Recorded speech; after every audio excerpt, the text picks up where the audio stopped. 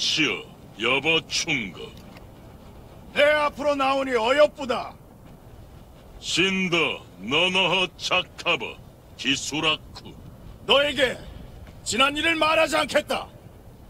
비 신이 엄기 이번움비 나는 너와 더불어 앞일을 말하고자 한다. 황은이 망극하옵니다. 허전도 반이 훈잠비. 저우야니 왕! 일란 뭐 우연하게나? 조선의 왕은 309 고두례를 행하라.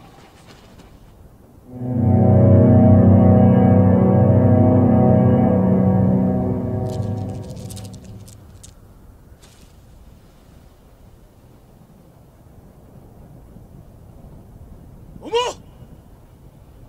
비메오!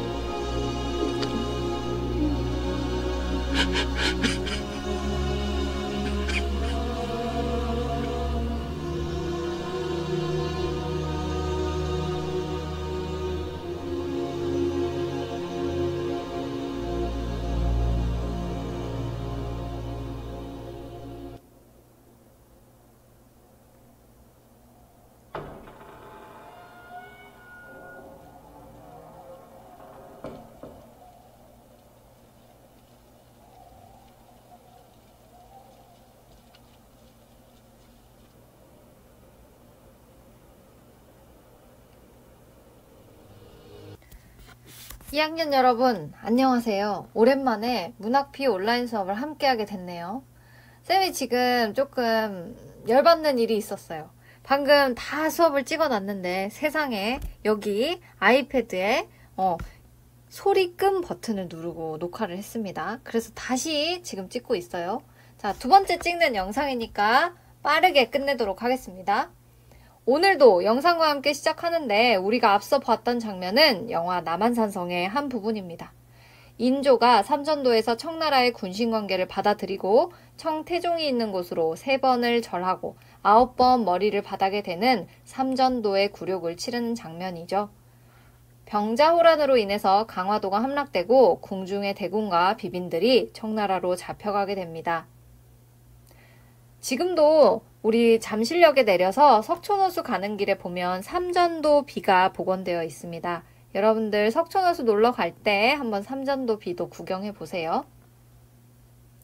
오늘 배울 내용은 조선 후기에 인기리에 읽혀졌던 소설 임경업전입니다. 대체 임경업전이 얼마나 인기가 있었냐면요. 자, 이 당시에 전기수라는 사람이 있었습니다. 전기수라는 사람은요, 저작거리에서 돌아다니면서 책을 읽어주는 사람이었는데요. 이 임경업전이 너무나 재밌는 나머지 이것을 삥 둘러서 듣던 백성들 중에 한 사람이 이제 이 전기수가 김자점의 연기를 할 때 갑자기 칼을 빼어들고 네가 자점이냐? 하면서 칼로 베어버렸다는 그러한 기록이 역사서에 남아있을 정도로 굉장히 인기리에 읽혀졌다고 합니다. 자, 김자점이라는 사람은 여기에 등장하는 악역으로 등장하는 인물입니다.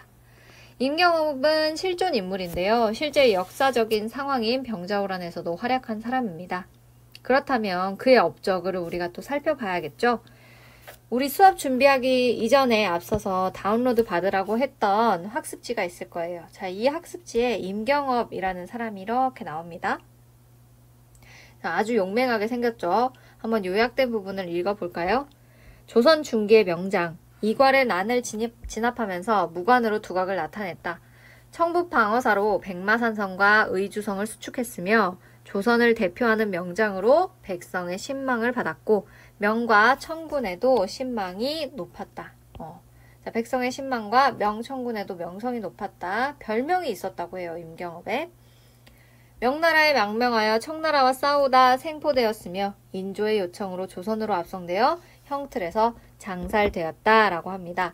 장살이라는 것은요, 형틀에 묶여진 채로 매를 맞으면서 죽어가는 형벌을 의미합니다. 아주 오랫동안 살아있으면서 모든 고통을 다 몸으로 감내해야 돼서 능지처참 이후로, 능지처참 다음으로 가장 잔인한 형벌이었다고도 이야기합니다. 자, 이러한 임경업의 업적을 우리가 간단하게 봤는데요. 실존 인물의 픽션을 가미해서 만든 작품이 오늘 우리가 공부할 임경업전입니다. 조선 후기에 왜 인기를 얻을 수 있었는지, 대체 그 내용은 무엇인지 우리가 확인해 보도록 하겠습니다. 일단 학습지 1페이지에 이 작품에 반영된 시대상이 있습니다. 우리가 앞서 봤던 삼전도의 굴욕, 자, 병자호란이라는 전쟁으로 일어난 것이죠. 자, 이 병자호란이 바로 작품에 반영되어 있는데요. 인조의 굴욕적인 항복과 그리고 이로 인해 강화도의 함락이 모두 이 임경업전의 소설에 들어가 있습니다. 자, 교과서상에서는요. 우리 임경업전의 전체 작품의 구성이 들어가 있진 않습니다. 바로 들어가 있는 부분은 소설의 절정 부분인데요. 자, 먼저 무가에 급제한 임경업이 가달이라는 오랑캐를 물리쳐서 좀 운명을 떨칩니다. 호국이라고 등장하는 이 부분이요. 청나라를 의미합니다. 자, 호국이 임경업을 피해서 함경도로 들어와 세조와 대군을 인질로 잡아가니까 이제 호왕이요. 세자와 대군이 인질로 삼아서 임경업에게 협박합니다. 명나라를 쳐라! 라고 요구하나 임경업은 명과 내통해서 거짓 항복을 받았다. 라고 이야기를 합니다. 그 다음 내용부터가 교과서에 실려있는 내용입니다. 자, 그러면 우리 한번 임경업전을 같이 읽어보도록 하겠습니다. 임경업이라는 장군의 이야기를 담은 소설이기 때문에요. 이 또한 영웅소설이구나 라고 우리가 써둘 수 있겠죠. 자, 하지만 여러분들 아셔야 될 것이 영웅의 일대기 중에 이 임경업이라는 사람은요. 고귀한 혈통이 아닙니다. 그냥 평범한 가문에서 태어난 인물이기 때문에 조선 후기에 백성들에게 더 많은 사랑을 받았을지도 모른다는 생각이 듭니다. 고귀한 특별한 혈통이 아니었기 때문이죠. 자, 여기에 등장하는 등장인물 중 이제 주연급들을 한번 볼게요. 자, 임경업입니다. 무과의 장원급제한 용맹과 충의를 지닌 인물이 딱 보니까요. 일단 얼굴만으로도 악역과 주인공을 구별할 수 있을 것 같아요. 자, 엄청 선하게 생겼죠. 자, 불의를 못 참게 생겼습니다. 일단은. 자, 그래서 지금 용맹과 충의를 지닌 인물이고요. 자, 이에 반해서 김자점이라는 사람이 나타납니다. 자, 얼굴 보세요. 지금 다 올라가 있습니다. 영모를 꾀하는 인물로 자신의 영모에 방해가 되는 임경업을 경계한다. 이 사이에 있는 사람이 바로 인조입니다. 인조는요, 무능해요. 자, 조선의 16대 왕으로 병자호란을 겪게 한 장본인이다. 라고 이야기합니다. 앞부분 줄거리를 함께 볼까요? 임경업은 사신 이시백을 따라 임경업도 실존하는 인물이었고요. 이시백이라는 사람도 실존 인물이었습니다. 명나라에 갔다가 오랑캐 가달의 침략을 받고 명나라의 구원을 청한 호국을 도와서 청나라를 도와서 승리를 거두고 귀국한다. 우리나라가 예전에 청나라를 도와주는 더 강대한 강대국의 입장이었습니다. 하지만 이후 강성해진 호국은 청나라는 조선을 침략하려 합니다. 이런 배은망덕한 일이 있나? 자, 그랬더니 조정에서는 임경업을 의주 부윤으로 삼아서 이를 막도록 한다. 임경업을 두려워한 호국은 자, 이미 이 임경업이 얼마나 잘 싸우는지 호국은 알고 있어요. 같이 싸워봤기 때문이죠. 같은 팀이기 때문에 의주를 피해서 함경도로 돌아들어와 인조의 항복을 받고 회군한다 라고 합니다. 이에 격분한 임경업은 회군하는 적을 모조리 무찌르려고 하였으나 라고 하는데요. 자, 얘들아, 이 부분 볼까요? 인조의 항복을 받고 회군한다 까지는 우리가 봤던 역사적인 사실과 크게 다르지 않습니다. 하지만 자, 이에 격분한 임경업은 회군하는 적을 모조리 무찌르려고 하였으나 호국의 인질로 잡혀가던 세자와 대군의 만류로 할 수 없이 길을 열어준다. 자, 아무리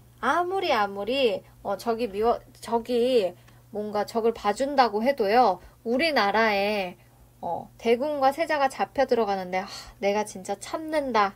이렇게 참지는 않겠죠. 자, 하지만 여기서부터 이제 픽션이 들어갑니다. 이후 호왕은 명나라를 치겠다며 조선에 청병을 하고 병사를 요청합니다. 임경업을 대장으로 보낼 것을 요구한다. 임경업은 이를 이용하여 호국을 정벌하고자 하였으나 부하의 배신으로 모든 계획이 들통나 호국으로 끌려가게 된다라고 합니다. 자, 우리의 교과서에 실려있는 부분은 절정 부분부터입니다. 한번 같이 읽어보도록 할게요. 호왕이 크게 노하여 이르기를 내 목숨이 내게 달렸거든 종시 굴하지 아니하느냐? 야, 나한테 이런 취급을 한 사람은 네가 처음이야. 네가 항복하면 왕을 봉하리라 라고 이야기를 합니다. 결국에는 권위를 내세우고 있죠. 호왕이 권위를 내세우고 있습니다. 하지만 임경업 장군 굴하지 않습니다.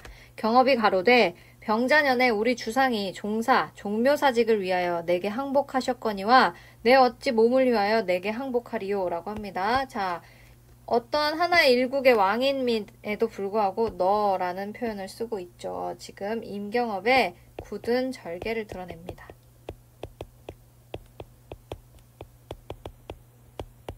임경업은요, 엄청 당당한 사람이네요. 자, 이걸 소설 속에 넣었다는 것은요, 우리 아까 전에 이야기했잖아요. 남한산성에서 인조가 삼전도의 굴욕을 겪었습니다.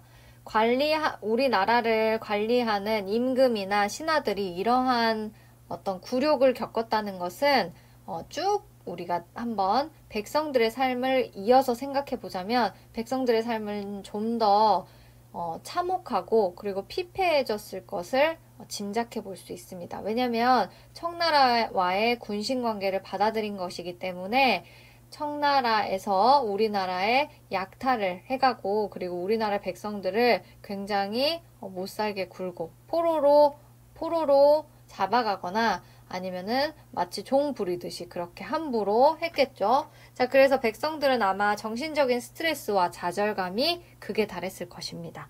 자, 그런데 이렇게 소설 속에서 임경업이라는 장군이 그러한 청나라에게 너라고 지칭하면서 당당하게 구는 모습은 우리나라 백성들로 하여금 조국의 역사적 아픔에 대한 보상 심리를 불러일으키게 했을 것입니다. 자, 그래서 조국의 역사적 아픔에 대한 보상 심리가 있었구나. 보상 심리를 잘 드러내주고 있구나 라는 거 알 수 있습니다. 하니 호황이 분통이 터져서 군사에게 명하여 야, 저 자식의 목을 내어서 베어라 라고 이야기를 합니다. 하니 경업이 대꾸하여 야, 내 명은 하늘에 있어. 너의 머리는 10보 지하에 있느니라 라고 이야기를 합니다. 10보 지하, 이거는 10걸음이나 아래에 있어. 완전히 자기보다 아래로 보고 있는 거죠. 내 명은 네가 결정하지 못해. 너의 머리는 나의 10걸음 아래에 있어. 하고 안색도 변하지 않고 무사를 보면서 바삐 죽이라 하니 호황이 경업의 강직함을 보고 탐복했다고 합니다. 자, 이상하죠? 이전까지는 막 너 어떻게 나한테 이럴 수가 있어? 막 하면서 하다가요. 호황이요. 경업의 이런 강직한 충절을 보고 지금 탐복합니다. 그래서 상황이 반전됩니다. 묶은 것을 풀고 손으로 이끌어 올려 앉히고 말하기를 장군이 나에게는 역신이나 조선에는 충신이라 내 어찌 충절을 헤아리요. 장군의 원대로 하리라 라고 합니다. 자, 이 부분에서 우리는 호황의 어떠한 됨됨이를 알 수 있습니다. 자, 호황이 사람의 됨됨이를 잘 고려해주고 알아준다는 것을 우리가 알 수 있습니다. 자, 그렇다면 장군의 원이 무엇이었을까? 하면서 세자와 대군을 놓아보내라 라고 합니다. 자, 그렇다면 임경업 장군의 소원은 세자와 대군을 놓아보내는 것이었겠죠.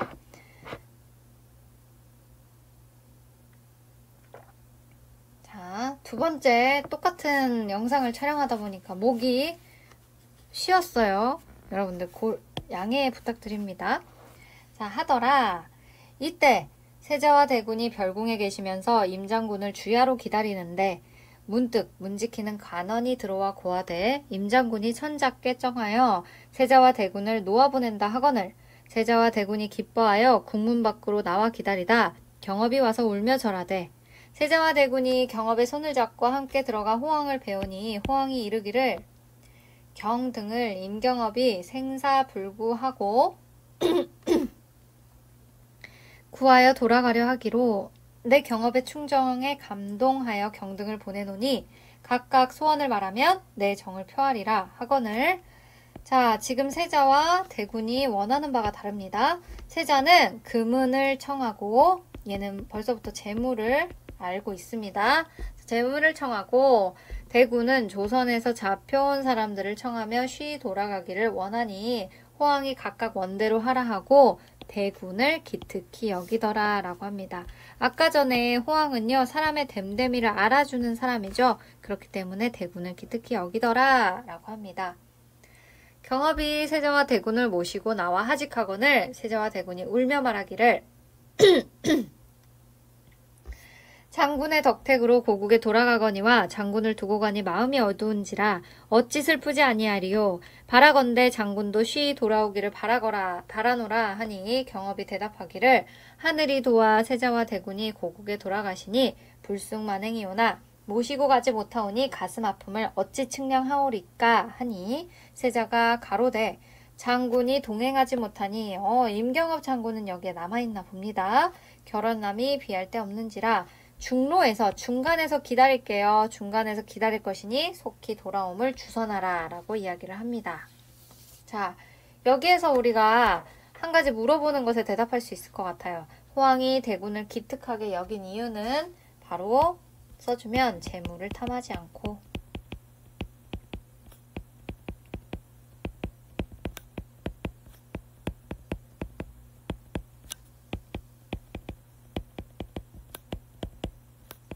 백성을 위했기 때문이겠죠.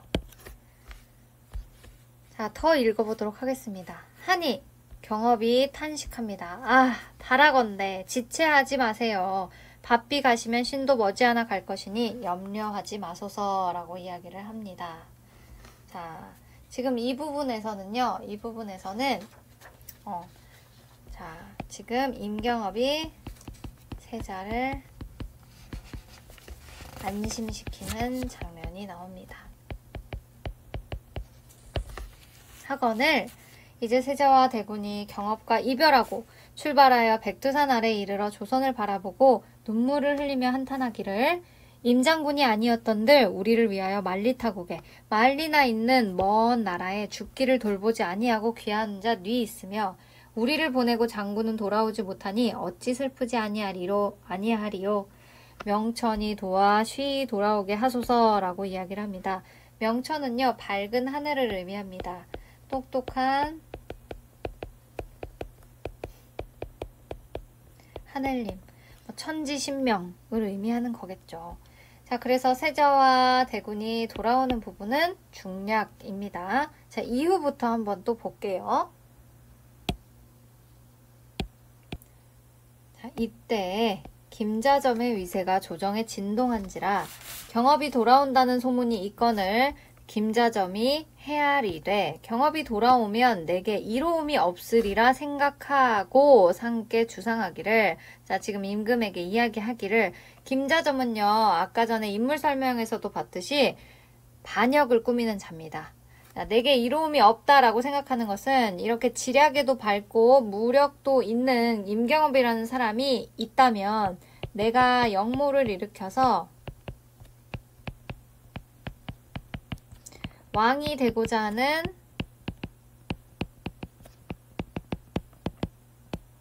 계획의 걸림돌이 될까봐 지금 이야기를 합니다.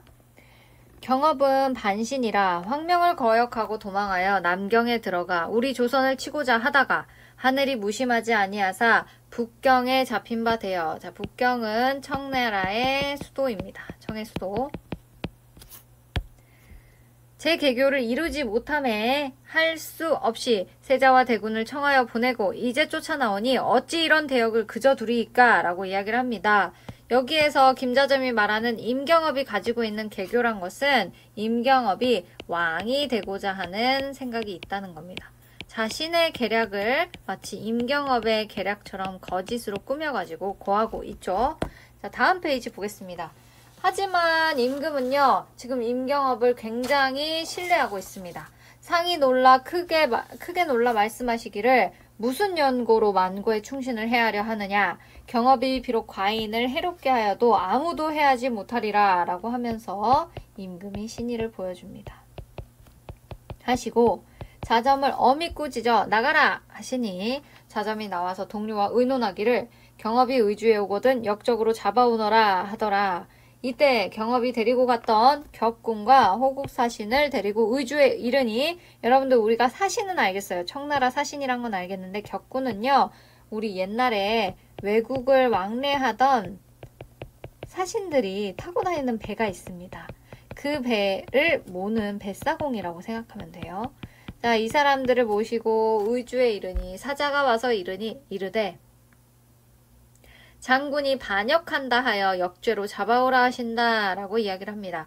칼을 씌워 재촉하니 의주 백성들이 울며 이르기를 우리 장군이 이제야 돌아오거늘 무슨 연고로 잡혀가는고. 자, 백성들도 임경업을 좋아합니다. 하거늘 경업이 말하되 모든 백성은 나의 형상을 보고 조금도 놀라지 말라. 나는 무죄히 잡혀가노라 라고 하면서 이 잡혀가는 와중에서도 백성을 먼저 생각하는 모습을 보여줍니다. 우리는 이것을 애민이라고 이야기를 하죠. 남녀노소 없이 아무 연고를 모르고 슬퍼만 하더라.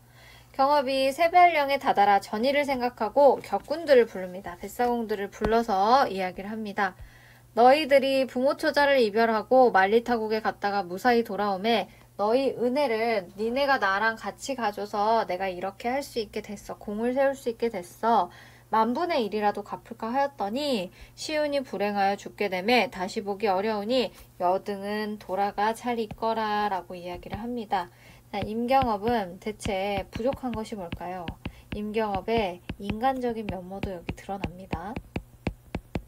하니 격군 등이 울며 말하기를 아무런 연유를 모르거니와 장군의 충성이 하늘에 사무쳤으니 설마 어떠하리요. 설마 무슨 일이 있겠습니까? 아무 일도 일어나지 않을 겁니다. 과히 슬퍼 마소서 라고 이야기합니다. 하며 차마 떠나지 못하더라. 경업이 삼갑산을 우러러 보면서 슬퍼하며 장부가 세상에 태어나서 평생 지기를 이루지 못하고 자신을 아는 어떤 삶을 이루지 못하고 애매하게 죽게 되니, 여기서 애매한데 이 말은요 억울하다라는 의미입니다. 억울하게 죽게 되니 뉘라서 나의 원을 풀어주리요 신원하여 주리요 라고 이야기합니다. 하고 통곡하니 세상에 산천초목도 따라서 슬퍼하더라 라고 이야기를 합니다. 자, 산천초목도 따라서 슬퍼하더라 이 부분에서는요 서술자의 주관적인 어떠한 서술이 드러납니다. 산천초목도 내가 보니까 슬퍼하는 것 같더라. 모두가 다 슬퍼했어 라고 이야기하는 거. 자, 이것을 우리는 서술자의 개입이라고 이야기를 하죠. 이어서 읽어보도록 하겠습니다. 경업이 온다는 소문이 나라에 전하여지니 상이 기뻐하사 승지로 하여금 위로하여 말하기를 경이 무사히 돌아옴에 기쁘고 다행하여 즉시 보고 싶으나 먼 길을 왔으니 잘 보고 잘 쉬고 내일 입시하라 라고 이야기를 합니다.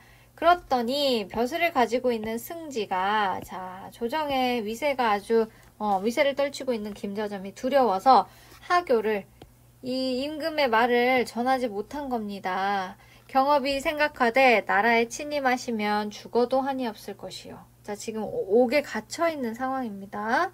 세자와 대군이 내 일을 알고 계신지 모르고 계신지 하여 주야로 번민하며 괴로워하며 목이 말라서 물을 구하나 옥졸이 물을 주지 아니합니다. 이는 자점의 흉계로 옥졸들에게 분부한 때문이리라.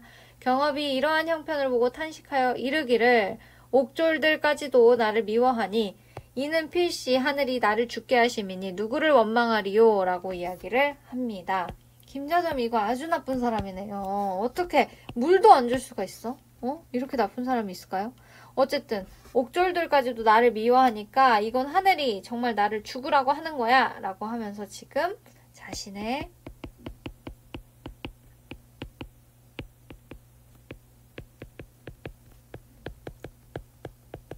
죽음까지도 운명으로 여기고 있는 모습을 보입니다.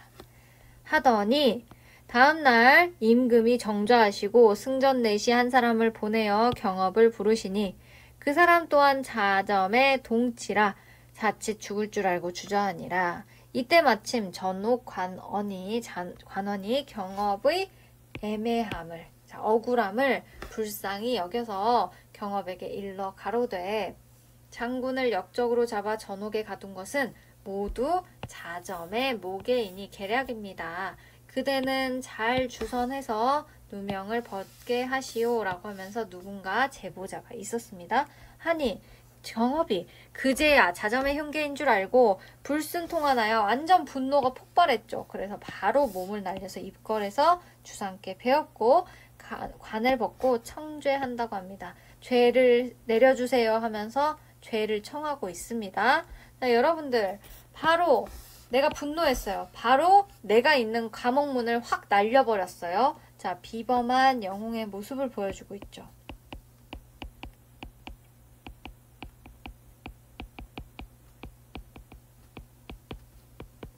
임경업은요, 자신이 힘이 있었기 때문에 언제든지 자신을 가두고 있는 감옥문을 부수고 나갈 수도 있었어요. 하지만 그것을 하지 않고 있었다는 것은 이 모든 것들이 주상 전하의 명의라고 생각했기 때문입니다. 내가 따르는 사람의 어떠한 명의였기 때문에 나의 무력을 굳이 사용하지 않고 그냥 순응하려고 했던 것이죠.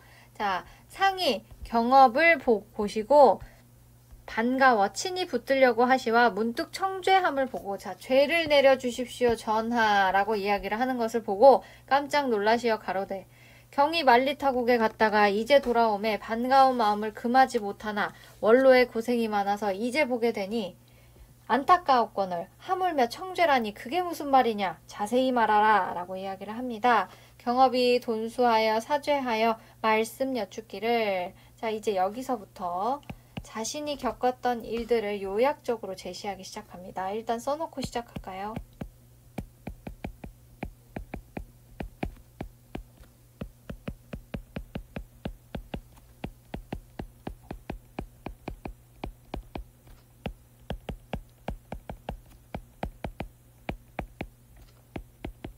지금 자신의 지난날을 요약적으로 쫙 제시합니다. 그러면서 자, 비록 죽사와도 한이 없습니다. 라고 이야기를 했습니다. 지금 나한테 죄를 내려주세요. 임금님. 내가 이렇게 해서요. 나 죽사와도 한이 없습니다. 라고 하는데요. 실제로는 뭡니까? 실제로는 나는 잘못이 없는데 김자점이 나를 이렇게 가둬놨어요. 그래서 나 지금 억울한데 죄 받으라고 하는 걸로 봐서 죄 받을게요.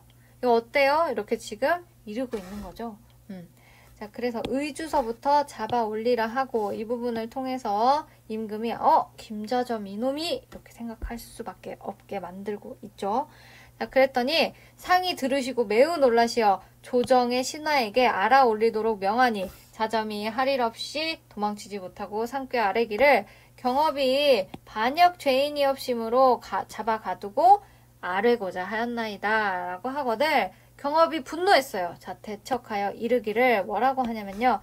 이 몹쓸 역정놈아, 내 벼슬이 높고 국록이 족하거늘 무엇이 더 부족하여 잔역할 마음을 두어 나를 죽이려 하느뇨? 라고 이야기를 합니다. 갈등이 최고조에 달한 거죠. 자점이 묵묵무원이거늘 상이 진노하여 꾸짖기를 경업은 삼국의 유명한 장수여 또한 천고 충신이라 너희 놈이 무슨 뜻으로 죽이려 하느냐 이는 반드시 부동을 꾀함이라 하시고 자점과 그의 하수인들을 모조리 의금부에 가두도록 하고 경업은 나가라고 하시어 자점이 경업과 함께 나오다가 미리 무사에게 분부하여 경업을 치라고 했습니다. 그랬더니 무사들이 달려들어 경업을 무수히 난타질하니 안타깝게도 거의 죽게 되며 전옥에 가두고 자점은 의금부로 가더라 라고 합니다. 자, 뒷부분에서 임경업은 결국 죽습니다. 그 후에 꿈속에서 임경업의 모습을 본 왕이 김자점을 처형하고 임경업의 충의를 포상하면서 마무리가 됩니다. 자, 이 작품에서요, 결국에 임경업이라는 사람이요, 끝까지 해피엔딩이었으면 좋겠지만 무수히 난타질을 당하면서 죽게 됩니다. 이것은요, 지금 임경업이라는 작군군이 백성의 선망을 받은 영웅이었음을 고려해 볼 때 백성들은 자신의 어떤 희망이나 나라가 나아지기를 바라는 어떤 소망을 이뤄줄 수 있는 인물로 임경업을 뽑았겠죠. 하지만 이러한 인물이 죽었다는 것은 백성, 민중들의 소망이 좌절된 현실을 보여주고 있다. 라고 우리가 파악이 가능합니다. 이번 시간에는요, 이번 첫 시간에는 이렇게 여기까지 본문을 분석해 보고요. 다음 시간에는 자, 그러면 이 작품이 왜 이렇게 인기가 많았을까? 그리고 어떠한 내용을 우리가 여기에서 더 배워볼 수 있을까 하는 것들을 학습 활동을 통해서 배워보도록 하겠습니다. 자, 여러분들 첫 시간은 이렇게 마쳤고요. 우리 두 번째 시간에 만나도록 하겠습니다.